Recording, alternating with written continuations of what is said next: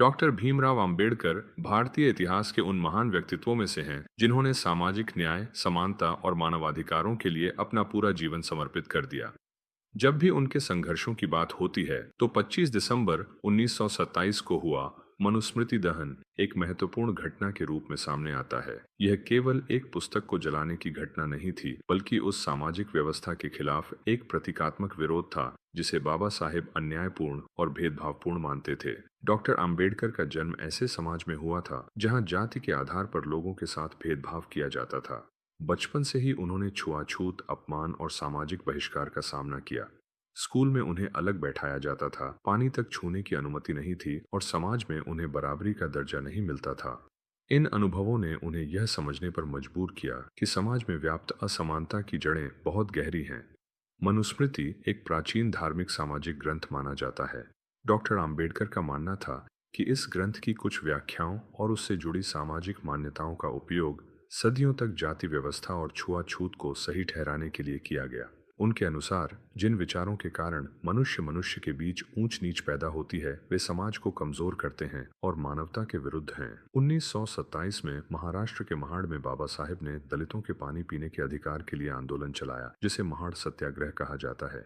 इस आंदोलन का उद्देश्य यह साबित करना था कि सार्वजनिक संसाधनों पर सभी नागरिकों का समान अधिकार है। इसी आंदोलन के दौरान यह महसूस किया गया कि जब तक भेदभाव को वैचारिक आधार देने वाली सोच को चुनौती नहीं दी जाएगी, तब तक सामाजिक परिवर्तन अधूरा रहेगा।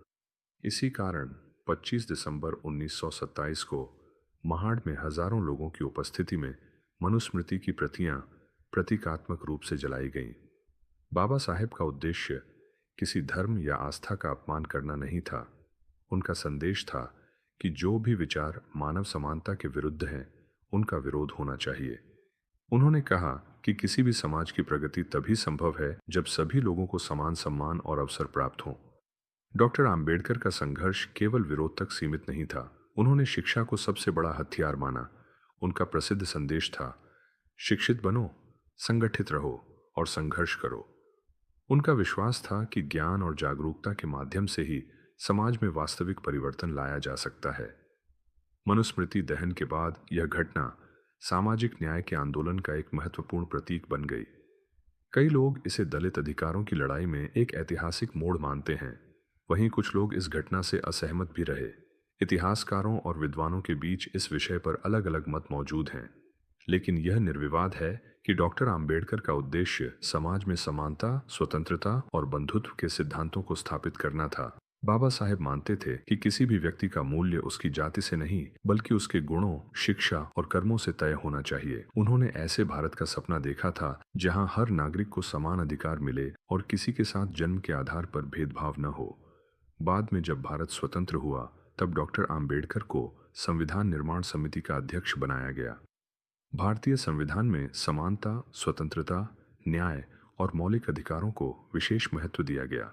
संविधान ने छुआछूत को अपराध घोषित किया और सभी नागरिकों को कानून के सामने समान दर्जा दिया। यह उन मूल्यों का प्रतिबिंब था जिनके लिए बाबा साहेब जीवन भर संघर्ष करते रहे। मनुस्मृति दहन की घटना को समझने के लिए यह जानना जरूरी है कि यह केवल एक पुस्तक के विरोध का मामला नहीं था। यह उस सामाजिक व्यवस्था के विरोध का प्रतीक था जिसे बाबा साहेब अन्यायपूर्ण मानते थे। उनका लक्ष्य समाज में नफरत फैलाना नहीं, बल्कि समानता और सम्मान की स्थापना करना था। आज भी 25 दिसंबर को कई लोग मनुस्मृति दहन दिवस के रूप में याद करते हैं, जबकि कुछ लोग इसे अलग दृष्टिकोण से देखते हैं। लेकिन इतिहास में यह घटना सामाजिक न्याय और समान अधिकारों के आंदोलन की एक महत्वपूर्ण कड़ी के रूप में दर्ज है। डॉक्टर भीमराव अंबेडकर का संदेश आज भी उतना ही प्रासंगिक है जितना उस समय था। उन्होंने सिखाया कि किसी भी समाज की ताकत उसकी विविधता, समानता और न्याय में होती है। जब तक समाज के हर व्यक्ति को सम्मान और अवसर नहीं मिलते, तब तक सच्ची प्रगति संभव नहीं है। मनुस्मृति दहन बाबा साहेब के लिए एक प्रतीकात्मक आंदोलन था, जिसका उद्देश्य उन विचारों का विरोध करना था जिन्हें वे सामाजिक भेदभाव और असमानता का आधार मानते थे। उनका अंतिम लक्ष्य एक ऐसा भारत बनाना था जहां सभी नागरिक समान हो, किसी के साथ छुआछूत न हो और हर व्यक्ति को सम्मानपूर्वक जीवन जीने का अधिकार मिले।